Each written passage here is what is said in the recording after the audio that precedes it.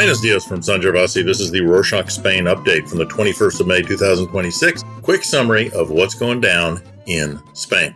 Top story this week on Sunday the 17th, the Andalusian regional elections took place, exposing growing instability in Spanish politics ahead of the 2027 general election as the Socialist Party took a heavy defeat. Partido Popular won but lost its previous outright majority, could force cooperation and possibly power sharing with the nationalist fascist Vox Party. For President Pedro Sanchez's Socialist Party, the result was far worse than anticipated, securing just 28 seats of the 109-seat regional parliament, the party's worst result since the region's first democratic elections in 1982. On Tuesday the 19th, the Spanish court opened court proceedings on the former Prime Minister José Luis Rodríguez Zapatero with money laundering, influence peddling, and related offenses tied to the 2021 state bailout of Plus Ultra Airlines. Zapatero illegally received 1.98 million euros from a 53 million euro state bailout package through offshore companies in the United Arab Emirates. The case is politically damaging for Sanchez, whose socialist government has already suffered multiple corruption scandals involving party figures such as José Luis Ábalos. Indictment is unprecedented as no former Spanish prime minister has previously faced charges this severe.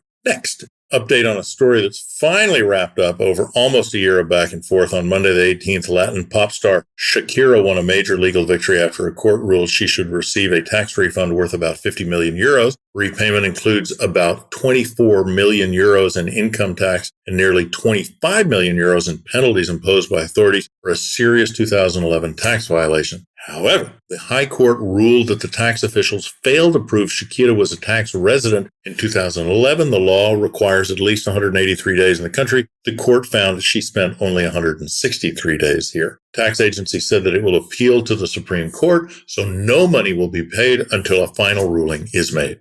Speaking of income tax, on Friday the 15th, 2025 income tax campaign introduced new regional deductions as autonomous communities expanded incentives for health, housing, sustainability, and demographics. Here's some key policies in Andalusia in the south. Taxpayers can now deduct gym memberships, veterinary expenses, celiac disease costs from their tax returns, while in Galicia in the northwest now offers some of the most generous benefits in Spain, including up to 9,000 euros for renovating empty homes intended for long-term rental. Catalonia added deductions for victims of gender violence who rent homes for investments in housing and agricultural cooperatives. Over to strikes and updates from last week. On Tuesday the 19th, the regional Catalan government said that it intends to prevent a major teachers' strike and will propose targeted pay increases and more staff in schools, especially to support students with disabilities. Rather than offering a general salary rise, the Department of Education wants to raise a singular supplement paid to tutors and introduce two new bonuses, one for co-tutoring duties and another for teachers working in high-complexity schools with vulnerable student populations. However, the exact size of the increase has not yet been disclosed. Tuesday the 19th, police in Catalonia arrested Jonathan Andic in connection with the death of his father, Isaac Andic, the billionaire founder of a fashion retailer, Mango. Andic, who was born in Istanbul in 1953, built a leading fashion brand from a small clothing business after opening the company's first store in 1984 in Barcelona's Passeig de Gràcia. Andic died in December 2024 after allegedly falling into a ravine while hiking with his son in the Montserrat Mountains near Barcelona. Although the death was initially treated as an accident by the local police force, the Mossos d'Esquerra investigators later began exploring the possibility of homicide after uncovering inconsistencies in circumstantial evidence. Family said it was fully cooperating with authorities and said that Jonathan is innocent.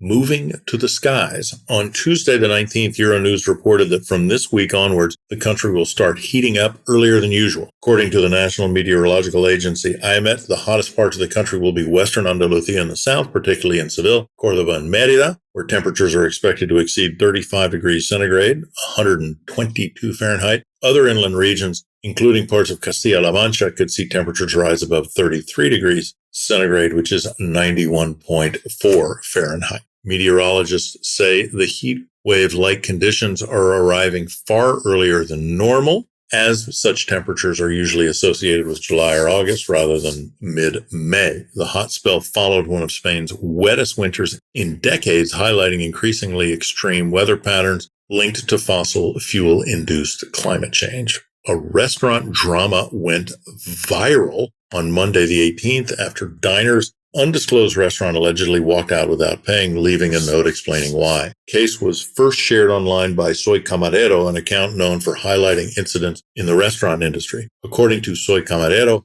a customer pulled a classic simpa, word for leaving a restaurant without paying. They said, "We are leaving without paying. We asked for the bill several times." Claims staff repeatedly failed to attend to them. Photos of the note spread across social media, sparking a heated debate online. Some backed the diners, others criticized them. Which side are you on? Fair or not? Link to the article in the show notes. Moving on to music, summer's looking interesting. 2026 festival season promises one of its biggest summers yet, with more than 70 events running from May to September across the country. Major international stars include The Cure, Katy Perry, Foo Fighters, and Juan Luis Guerra. The standout events include Primavera Sound in Barcelona, which is already sold out, featuring The Cure, Gorillaz, and Massive Attack. Mad Cool in Madrid, celebrating its 10th anniversary with Foo Fighters, Florence and the Machine, and the Kings of Leon.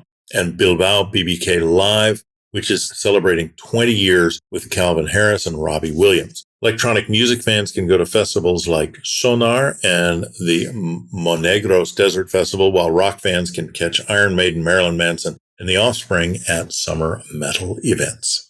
A bit closer in the calendar, on Monday the 18th, it was announced that football superstar Lamine Yamal is expected to miss the start of the 2026 FIFA World Cup because of a hamstring injury obtained during La Liga. Major blow to Spain ahead of the tournament. According to reports, FC Barcelona winger is likely to be unavailable for Spain's opening group stage match on the 15th of June and their second game on the 21st. 18-year-old has been tipped to shine at the World Cup, but his injury has disrupted those plans. Football Federation has reportedly been working closely with Barcelona's medical staff to monitor the 18-year-old's recovery. And finally, an opinion piece tackles the legacy of Franco. The Guardian writer Abbas Asaria argues that Spain still hasn't fully confronted its past despite laws banning Francoist symbols in public spaces. One of his major points is that bars and restaurants that openly glorify the dictatorship with portrait slogans and memorabilia expose what he sees as weak enforcement of the democratic memory law, particularly Una Grande Libre,